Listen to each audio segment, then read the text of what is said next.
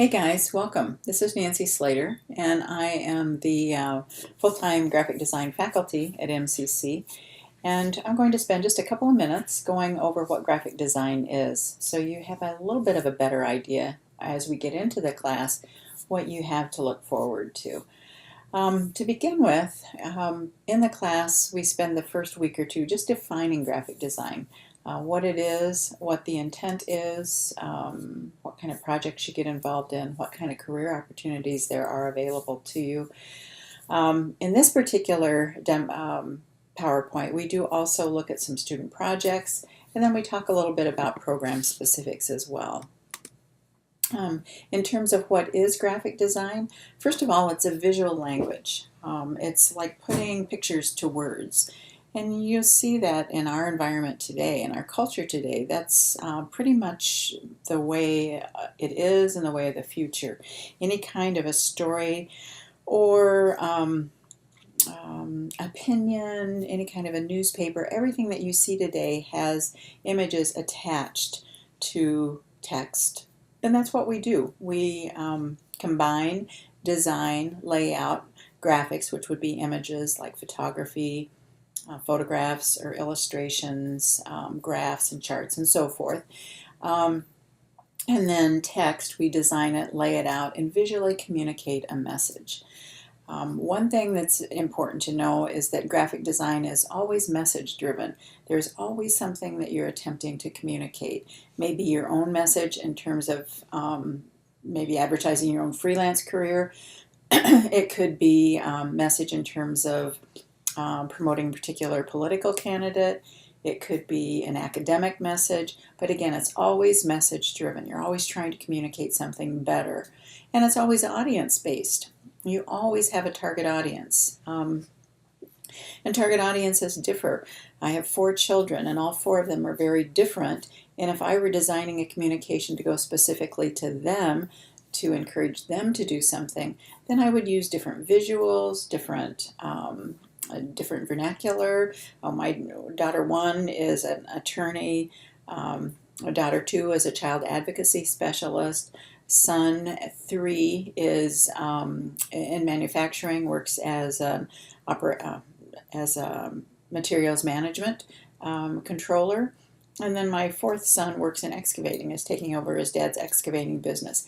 Each one of them, then, if I were communicating something to them, I would again use different visuals and different words to inform them about something. So it is always audience-based, and you should always target your message, your visuals, to appeal to a particular audience. Graphic design solutions will have an impact, and up at front of the process when you're developing your strategy, you're going to determine what that impact is. Is it to inform, like a textbook, for example, is an informational type of a graphic design solution? Is it to identify?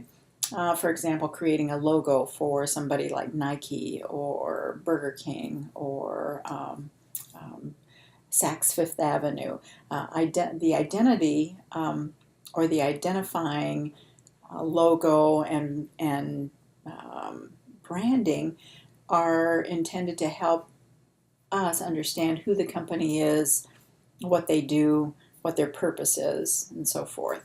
That's one type of graphic design again. A solution. You could persuade. Maybe I'm trying to persuade you to vote for one political candidate over another. And you can also motivate with a graphic design solution. You can encourage someone to contribute to a particular cause. I've just been inundated. Anytime I turn on the TV to watch news or something like that, we're inundated with ASPA commercials. They're giving to animals that have been abandoned or abused. So again, these intended to motivate me to give money to that particular cause. So all graphic design solutions have an intended impact, and they communicate on different levels. You'll see that the verbal message, the words typically, would be reinforced visually by either, again, illustrations or photographs or charts and graphs. And then finally, again, they're designed to influence a target audience's behavior based on what your design solution is. This is a student project. The student was Jill Waringa. She was designing a book cover, I'm sorry, not a book cover, but a CD cover for her brother's band, Ivan the Poverty, and also created a very interesting packaging design with this as well, targeting her brother's audience in terms of who listens to their music, and has a really kind of and I'm not that familiar with Ivan the Poverty, but has a very contemporary kind of out of this world sense to it. Really nicely done all in black and white. So from a budget constraint viewpoint, it would also be fairly inexpensive to print, probably more expensive to put together because of the unusual folds and so forth. But again, CD cover design by Jill Waringa for her brother's group, Ivan the Poverty. Now, the graphic design follows a process, just like a manufacturing process or a billing process or a hiring process. There's a process that you follow with graphic design. First of all, what's the message? What is it that you want to communicate? And secondly, who do you want to communicate this to? To whom are we speaking? How do we want to be perceived? Do we want to be fun? Do we want to be flamboyant? Do we want to be academic? You can set that stage and reinforce that perception based on how you create your design. And then finally, what are the guidelines or budget constraints? How much money does my client have to spend on this particular design? After you've developed and come to an understanding about the strategy with your client, then you start to develop your design objectives. Now, this is something that we'll do throughout the semester each time we have a design assignment. There are 4 major projects over the course of the semester typically, and each time you'll be required to create a design objective. And that's to identify what's the purpose of the design. Remember, we could promote, we could educate, we could motivate, we could inform. We have to determine what the overall purpose is. We need to identify who the audience is and what message needs to be communicated. In the process, we would typically also take a look at the competition in the marketplace. And the purpose of that is to help us understand how other designers have solved a very similar design problem. How do they speak to people that are target audiences like we're trying to address? So again, we look at competition to determine how it's been done before, and then also to make sure we don't do it again using the exact same design elements and principles. And then what's the venue? Where will it be seen? Is it going to be seen in hallways of the MCC campus? Is it going to be seen in bookstores? Is it going to be seen on television? Is it going to be seen nationally, maybe internationally? We need to know what the venue is, and that's definitely going to drive some of our decision choices.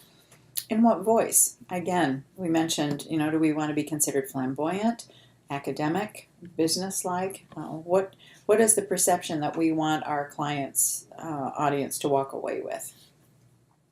And then finally, do you want to motivate somebody? Do you want to purchase something? Do you want to encourage or help a student learn something through academic textbooks?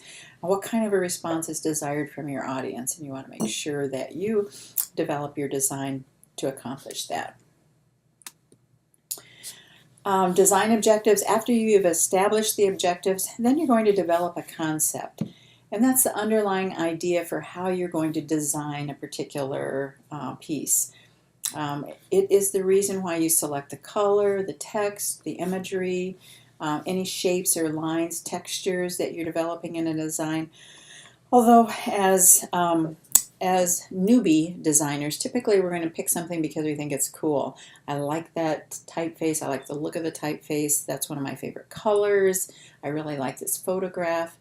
And if you do that independent of a concept, you run the risk of having your design look very disoriented or not unified.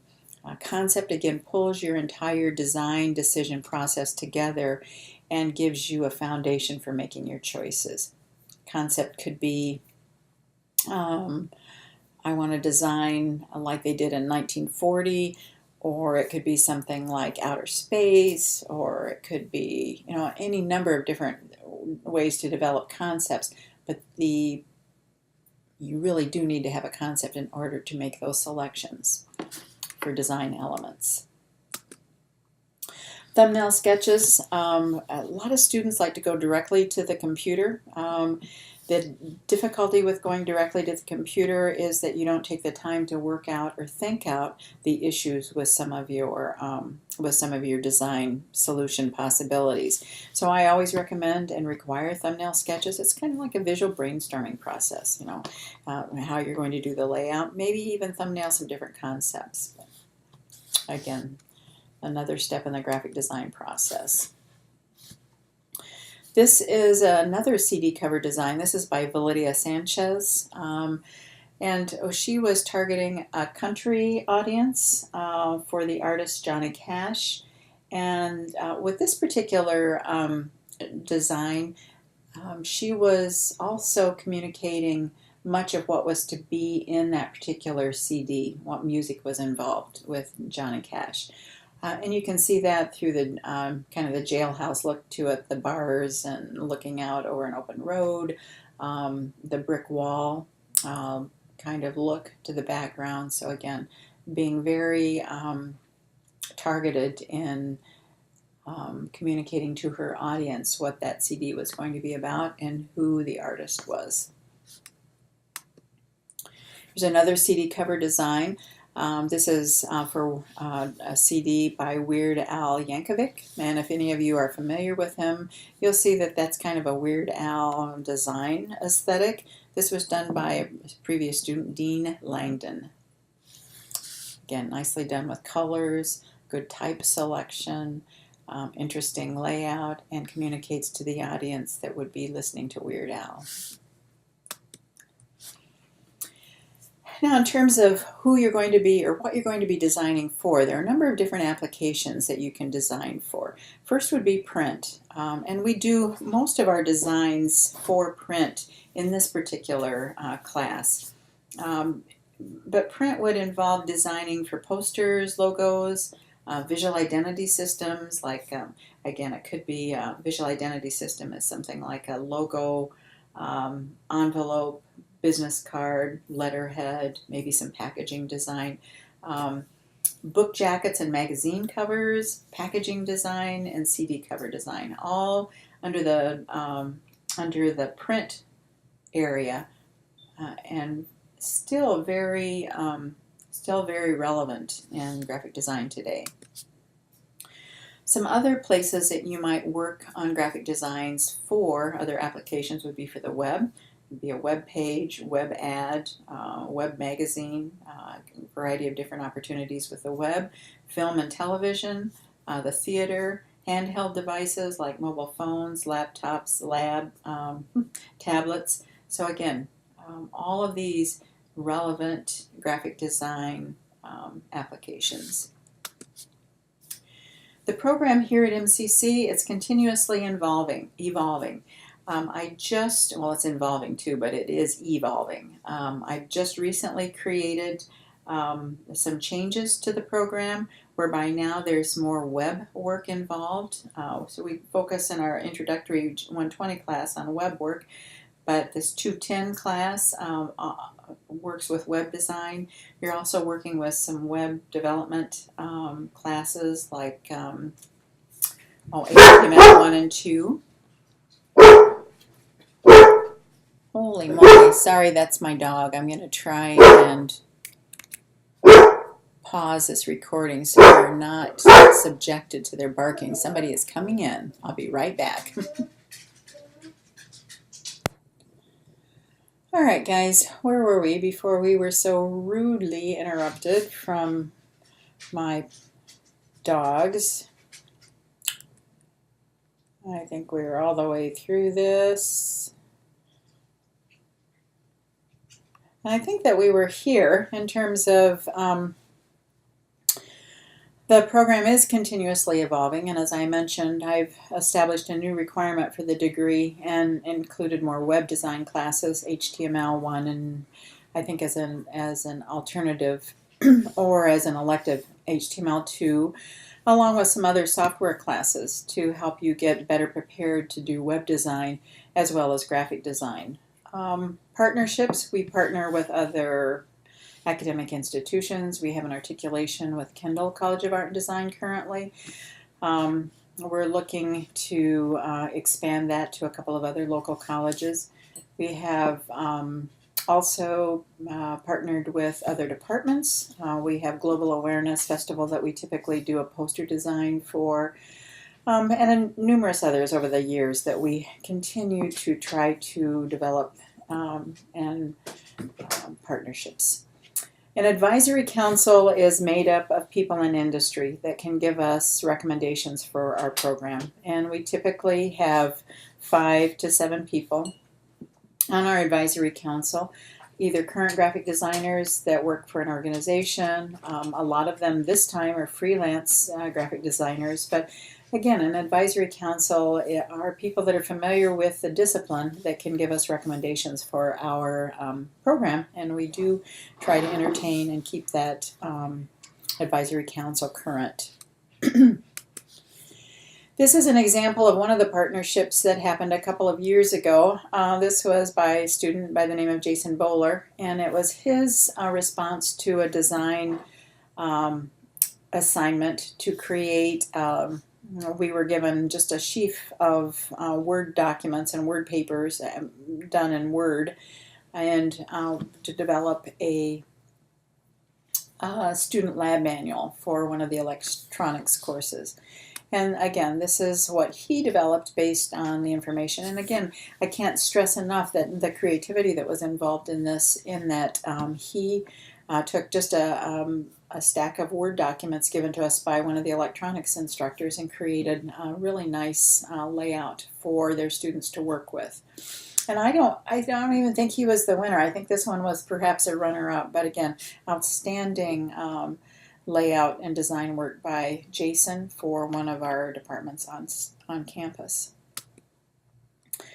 This is an example of a stamp design that was given, assignment that was given in our History of Graphic Design class. It's done by student Amy Carroll, and she's using obviously the concept. Remember, we talked about a concept earlier. She's using the concept as Asian design elements, and you can see that in the way she's created her illustrations, the typeface obviously that she's used, and the overall layout's very reflective of that particular design era or aesthetic.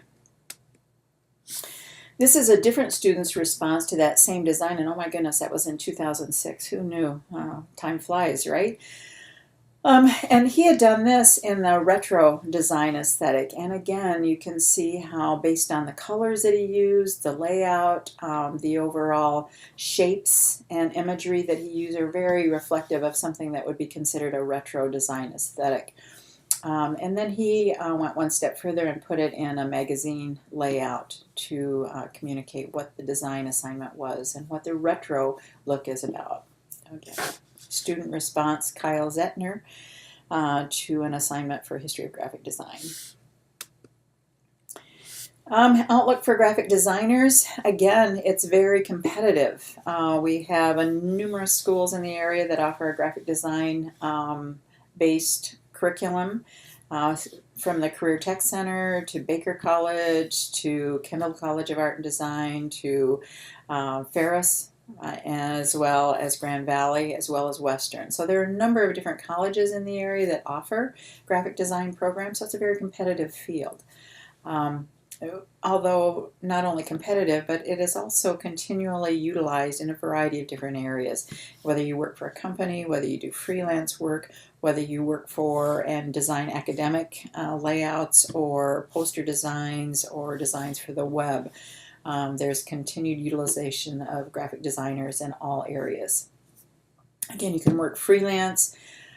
Salaries range, starting salary from $30,000 to $25,000. That's really a little on the low side now, depending on where you're starting, but probably closer to $30,000 to $60,000 to $75,000 now for graphic designers at the entry level, as well as moving on to graphic designers that have 4 to 5 years experience in design.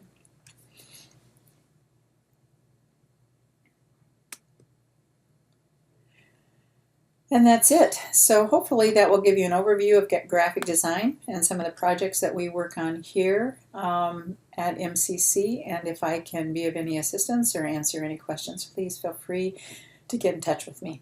I appreciate it. Look forward to working this semester with you.